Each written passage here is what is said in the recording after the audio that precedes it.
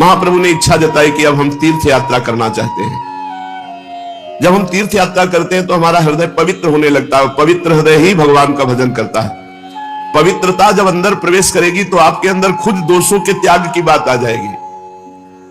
एक भगत जी रोज पेपर पढ़ते हैं और जब वृंदावन आए खुद उन्होंने कह दिया कि मुझे अब पेपर नहीं पढ़ना।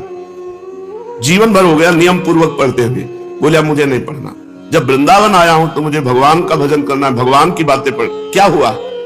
इतनी बड़ी आसक्ति पेपर की होती है कि लोग सुबह से इंतजार करते हैं जैसे भगवान के दर्शन का इंतजार। ऐसे वो इंतजार करते पेपर आया बस पूरा उस संसार में क्या हो रहा है मोटी हेडिंग में तो एक बार पूरा पढ़ जाए, और वो पूरा जीवन पढ़ते रहे। छोटी छोटी बातों को अपने लोग देखते हैं, धाम का प्रभाव क्यों उनका नहीं। ये सब क्या है? ये भगवान की कृपा है। ये भगवान की कृपा से जब हम धाम में आए तो धाम पवित्रता इतनी प्रदान करता है कि धीरे धीरे सारे दोष दुर्गुण ममता ये सब नष्ट होती चली जाती है और जीव अनंत जन्मों से बिछड़ा हुआ भगवान को प्राप्त कर लेता है। आश्विन शुक्ला दशमी का दिवस है। आज ही के दिन भगवान श्री रामचंद्र जी ने लंका पर विजय प्राप्त करने के लिए चढ़ाई की थी। घर घर आनंद मनाया जा रहा है। आज के ही दिन वर्षा काल की परिसमाप्ति समझी जाती है। व्यापारी आज के ही दिन वाणिज्य के निमित्त विदेशों की यात्रा करते हैं। राजागण आज के ही दिन दूसरे देशों को दिग्विजय करने के निमित्त अपनी अपनी सेनाओं को सजाकर राज्य सीमा से बाहर होते हैं। 4 महीने एक ही स्थान पर रहने वाले परिव्राजक सन्यासी जन आज के ही दिन फिर से भ्रमण करना आरंभ कर देते हैं। तीर्थ यात्रा करने वाले भी आज के ही दिन यात्रा के लिए प्रस्थान करते हैं। अब की नवद्वीप में बहुत से यात्रा गया धाम की करने जा रहे थे तो गौरांग महाप्रभु के मौसा पंडित चंद्रशेखर भी गया धाम को जाना चाहते थे। उन्होंने अपनी इच्छा निमाई को जताई। सुनते ही निमाई बड़ी प्रसन्नता प्रकट की और सची माता की आज्ञा लेकर चैतन्य महाप्रभु भी अपने स्नेही छात्रों के साथ गया जी की यात्रा का निश्चय किया। सब सामान जुटाकर अन्य लोगों को साथ लेकर ये गया धाम के लिए चल पड़े।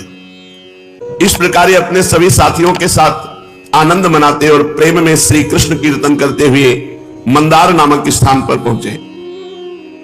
इन स्थान में पहुंचकर इन्हें बड़े जोर से बुखार आ गया। इनके साथी इनकी ऐसी दशा देखकर बहुत अधिक चिंतित हुए। भांति भांति के उपचार करने लगे किंतु इन्हें किसी प्रकार भी लाभ नहीं हुआ। अंत में इन्होंने अपनी औषधि अपने आप ही बताई। इन्होंने कहा मेरी व्याधि इन प्राकृतिक औषधियों से नहीं जाएगी। यह रोग तो असाध्य है। एकमात्र इसकी औषधि है भगवान की कृपा।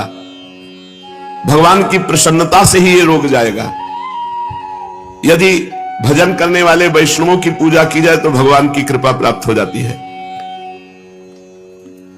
जो ब्रह्म ऋषि जन है जो वैष्णव जन है यदि इनकी चरण सेवा हो तो भगवान प्रसन्न हो जाते हो। भगवान प्रसन्न हो जाए तो सब रोग दोष मिट जाते हैं।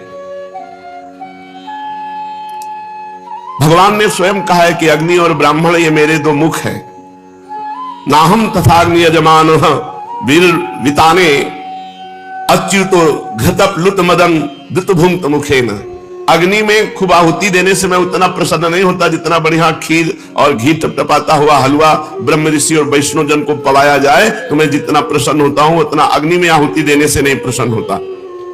तो चैतन्य महाप्रभु ने कहा कि अगर यहाँ के वैष्णव और ब्राह्मणों की पूजा की जाए उनकी चरण रज हमारे शरीर पर लगाई जाए तो हमारा रोग दूर हो जाए। महापुरुष वही आचरण करवाते हैं जिनसे जगत का मंगल होता है। एक विद्यार्थी ने प्रश्न किया गुरुजी जो ब्राह्मण नहीं है केवल ब्रह्म बंधु है अर्थात केवल ब्राह्मण कुल में जन्मा है और ब्राह्मणों के आचरण नहीं करता संध्या गायत्री शास्त्र से क्योंकि मर्यादा के अनुसार वो ब्राह्मणत्व नहीं धारण करता तो क्या उनका भी इतना ही आदर है जितना आप कहते हैं कि वैष्णव और ब्राह्मणों की चरण रज मिल जाए तो हमारा शरीर निरोग हो जाए। हम तो समझते हैं जो ब्राह्मण कुल में जन्मे हैं और ब्राह्मणों का आचरण नहीं करते तो वो काठ के हाथी है उनमें ब्राह्मणत्व ही नहीं है। जैसे काठ के हाथी से हाथी पने का कोई काम नहीं चलने का उसी प्रकार जो धर्म कर्महीन ब्राह्मण है वो नाम मात्र का ब्राह्मण है वो आदर का पात्र नहीं हो सकता। थोड़ी देर चैतन्य महाप्रभु चुप रहे और कहा एक प्रकार से तुम्हारा कथन ठीक है। जो अपने धर्म कर्म से रहित है वो तो दूध न देने वाली वंध्या गौ के समान है उससे संसारी स्वार्थ कोई सद नहीं सकता। फिर भी जो काम हम भाव से करते हैं उसमें लाभ मिलता है। जैसे वो कर्म धर्म नहीं जानता, लेकिन हम भाव से पूज रहे हैं कि ब्राह्मण ये वैष्णव है, तो हमको हमारे पूजन का लाभ मिलेगा, क्योंकि हमने उस पर भाव किया। वो धर्म कर्महीन है तो वो भोगेगा, हमने भाव किया तो हमारा मंगल हो जाएगा।